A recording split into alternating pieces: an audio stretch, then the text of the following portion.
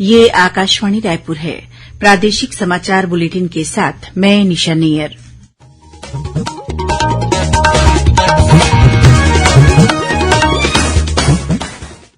अब पेश है आज के मुख्य समाचार। केंद्र सरकार ने बस्तर के माओवाद प्रभावित 5 जिलों में भाजपा के 24 पदाधिकारियों को एक्स श्रेणी की सुरक्षा दी। जनता कांग्रेस छत्तीसगढ़ के अध्यक्ष को भी मिली जेड श्रेणी की सुरक्षा। आदर्श आचार संहिता लागू होने के बाद राज्य में सार्वजनिक और निजी संपत्तियों से अब तक 1,47,000 से अधिक प्रचार सामग्रियां हटाई गईं। रायपुर में आज दूरदर्शन द्वारा छत्तीसगढ़ की चुनावी बिसात शीर्षक से परिचर्चा का आयोजन किया गया। भाजपा, कांग्रेस सहित विभिन्न राजनीतिक पार्टियों के वरिष्ठ नेताओं ने रखी अपनी बात। और रायपुर स्थित श्री रावतपुरा सरकार विश्वविद्यालय के दूसरे दीक्षांत समारोह में राज्यपाल विश्वभूषण हरिचंदन वर्चुअल रूप से हुए शामिल। अब समाचार विस्तार से। केंद्र सरकार ने बस्तर के माओवाद प्रभावित बीजापुर, दंतेवाड़ा, सुकमा, कोंडागांव और कांकेर जिले में भारतीय जनता पार्टी के 24 पदाधिकारियों को एक्स श्रेणी की सुरक्षा दी है। वहीं जनता कांग्रेस छत्तीसगढ़ के अध्यक्ष अमित जोगी को जेड श्रेणी की सुरक्षा दी गई है। केंद्र सरकार के निर्देश पर इन जनप्रतिनिधियों को श्रेणी के अनुसार सुरक्षा दे दी गई है। राज्य में विधानसभा चुनाव के लिए आदर्श आचार संहिता प्रभावी होते ही संपत्ति विरूपण अधिनियम के तहत सार्वजनिक और निजी संपत्तियों से वॉल राइटिंग, पोस्टर और बैनर हटाने की कार्यवाही शुरू हो गई है। राज्य में इन दोनों तरह की संपत्तियों से कल तक 1,47,000 से अधिक प्रचार सामग्रियां हटाई गई हैं। राज्य की मुख्य निर्वाचन पदाधिकारी रीना बाबा साहेब कंगाले ने बताया कि सभी कलेक्टरों और जिला निर्वाचन अधिकारियों ने संपत्ति विरूपण अधिनियम के तहत 1,91,000 से ज्यादा मामलों की पहचान की है। सभी जिलों में इन्हें हटाने की कार्यवाही जारी है। वहीं प्रदेश के सभी जिलों में पुलिस ने थाने में हथियारों को जमा कराने की प्रक्रिया भी शुरू कर दी है। कांकेर जिले के एएसपी अविनाश ठाकुर ने बताया कि जिले में अब तक 488 लाइसेंसी हथियार जमा करा दिए गए हैं। इसी तरह चुनाव आयोग के निर्देश के अनुसार विधानसभा चुनाव लड़ने वाले उम्मीदवारों या फिर राजनीतिक दलों द्वारा बिना नाम और पते के प्रचार सामग्री के प्रकाशन पर प्रतिबंध लगा दिया गया है। इसके अलावा इस बार आचार संहिता लागू होने की वजह से नवरात्र के मौके पर रात 10 बजे के बाद किसी भी तरह के आयोजन और तेज ध्वनि में लाउडस्पीकर बजाने पर रोक लगा दी गई है। राज्य की मुख्य निर्वाचन पदाधिकारी रीना बाबा साहेब कंगाले ने कल रायपुर में प्रदेश के मान्यता प्राप्त राजनीतिक दलों के प्रतिनिधियों की बैठक ली। बैठक में राजनीतिक दलों के प्रतिनिधियों को आदर्श आचरण संहिता और निर्वाचन व्यय अनुवीक्षण के बारे में विस्तार से जानकारी दी गई। बैठक में निर्वाचन अवधि के दौरान वाहनों और रैलियों की अनुमति और नामांकन पत्र दाखिल करने की प्रक्रिया के बारे में जानकारी दी गई।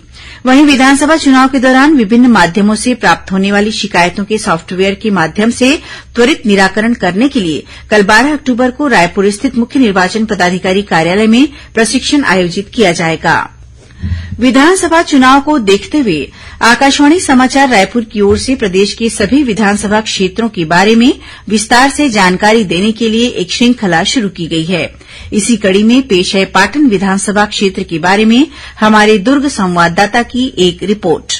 श्रोताओं, दुर्ग जिले में भी विधानसभा चुनाव की तैयारियां जोर शोर से जारी है। जिले के पाटन विधानसभा क्षेत्र में मतदाताओं की कुल संख्या 2,16,661 है। इनमें से 1,07,574 पुरुष और 1,09,086 महिला मतदाता हैं। वहीं तृतीय लिंग के एक मतदाता है। विधानसभा क्षेत्र में 18 से 22 वर्ष आयु वर्ग के ऐसे 7,125 मतदाता है जो इस चुनाव में पहली बार वोट देंगे, जबकि 80 या उससे अधिक आयु के 1,554 बुजुर्ग मतदाता हैं, जबकि दिव्यांग मतदाताओं की संख्या 1,871 है। पाटन विधानसभा क्षेत्र में द्वितीय चरण के तहत 17 नवंबर को मतदान होगा। मतदान के लिए विधानसभा क्षेत्र में 246 पोलिंग बूथ बनाए गए हैं। वर्तमान में पाटन विधानसभा क्षेत्र से कांग्रेस पार्टी के भूपेश बघेल विधायक है। पिछले चुनाव में उन्होंने भारतीय जनता पार्टी के अपने निकटतम प्रतिद्वंदी मोतीलाल साहू को 27,477 मतों से परास्त कर विजयी हासिल की थी। आकाशवाणी समाचार के लिए दुर्ग जिले से मैं अभय जवादी। अब सुनिए कोरिया जिले के बैकुंठपुर विधानसभा क्षेत्र पर केंद्रित हमारी संवाददाता की एक रिपोर्ट। श्रोताओं, कोरिया जिले में भी विधानसभा चुनाव की तैयारियां जोर शोर से जारी हैं। जिले के बैकुंठपुर विधानसभा क्षेत्र में मतदाताओं की कुल संख्या 1,67,644 है। इनमें से 83,836 पुरुष और 83,803 महिला मतदाता हैं। वहीं तृतीय लिंग के 5 मतदाता हैं। इस विधानसभा क्षेत्र में 18 से 19 वर्ष आयु वर्ग के 6,393 ऐसे मतदाता हैं जो इस चुनाव में पहली बार वोट देंगे, जबकि 80 वर्ष या उससे अधिक आयु के 1,229 बुजुर्ग मतदाता हैं। विधानसभा बैकुंठपुर क्षेत्र में द्वितीय चरण के तहत 17 नवंबर को मतदान होगा। मतदान के लिए विधानसभा क्षेत्र में 228 पोलिंग बूथ बनाए गए हैं। वर्तमान में बैकुंठपुर विधानसभा क्षेत्र से कांग्रेस पार्टी की श्रीमती अंबिका सिंहदेव विधायक हैं। पिछले चुनाव में उन्होंने भारतीय जनता पार्टी के अपने निकटतम प्रतिद्वंदी भैयालाल राजवाड़े को 5,339 मतों से हराकर विजय हासिल की थी। आकाशवाणी समाचार के लिए कोरिया जिले से मैं निहारिका धुरिया। प्रादेशिक समाचार आप आकाशवाणी रायपुर से सुन रहे हैं। अब आगे बढ़ते हैं बाकी के समाचारों की ओर। छत्तीसगढ़ की राजधानी रायपुर में आज दूरदर्शन द्वारा विधानसभा चुनाव पर आधारित परिचर्चा कार्यक्रम का आयोजन किया गया। छत्तीसगढ़ की चुनावी बिसात शीर्षक से आयोजित इस कार्यक्रम में कांग्रेस, भारतीय जनता पार्टी, आम आदमी पार्टी, जनता कांग्रेस छत्तीसगढ़, बहुजन समाज पार्टी सहित विभिन्न पार्टियों के नेताओं और प्रवक्ताओं ने हिस्सा लिया।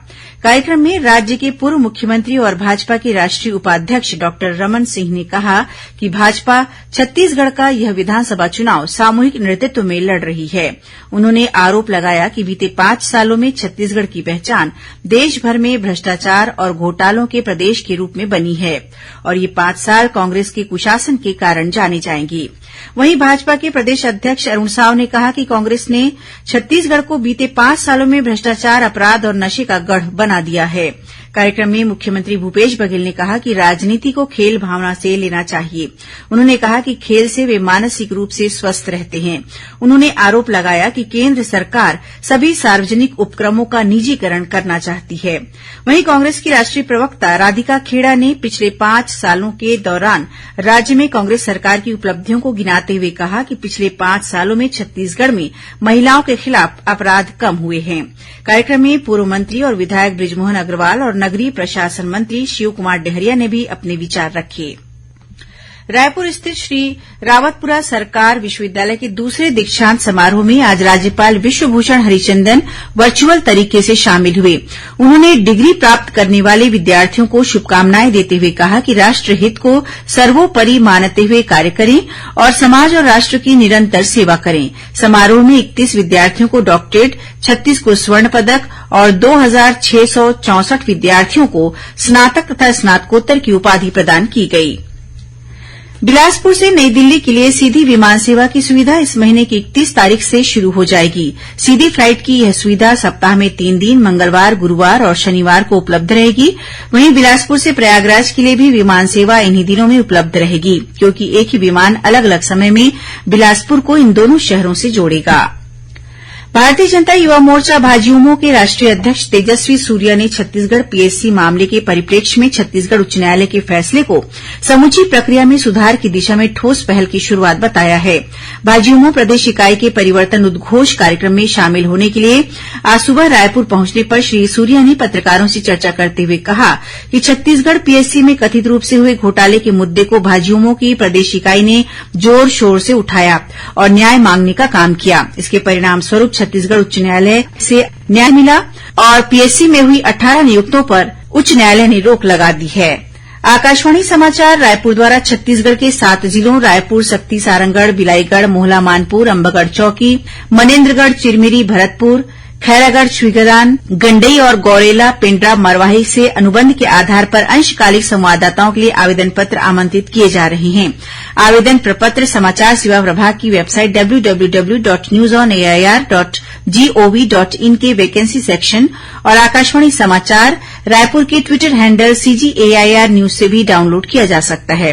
पूर्ण रूप से भरे हुए आवेदन पत्र कल 12 अक्टूबर तक रजिस्टर्ड पोस्ट या स्पीड पोस्ट के माध्यम से रायपुर के सिविल लाइन स्थित आकाशवाणी केंद्र उप महानिदेशक अभियंत्रण सह केंद्राध्यक्ष के नाम से भेजा जा सकता है। आवेदक की आयु 24 से 45 वर्ष के बीच होनी चाहिए और पत्रकारिता या जनसंचार में स्नातकोत्तर डिग्री अथवा डिप्लोमा के अलावा किसी भी विषय में स्नातक के साथ पत्रकारिता के क्षेत्र में 2 वर्ष का अनुभव होना चाहिए। इसके अलावा आवेदक को संबंधित जिले के मुख्यालय अथवा नगर निगम सीमा के 10 किलोमीटर दायरे का निवासी होना चाहिए।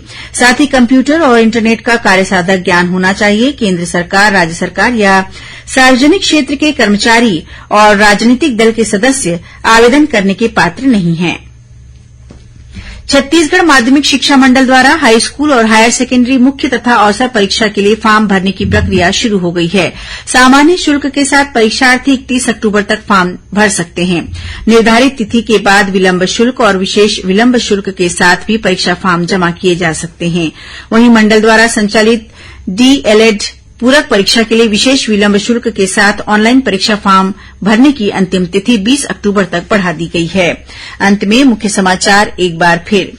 केंद्र सरकार ने बस्तर के माओवाद प्रभावित 5 जिलों में भाजपा के 24 पदाधिकारियों को एक्स श्रेणी की सुरक्षा दी। जनता कांग्रेस छत्तीसगढ़ के अध्यक्ष को भी मिली जेड श्रेणी की सुरक्षा।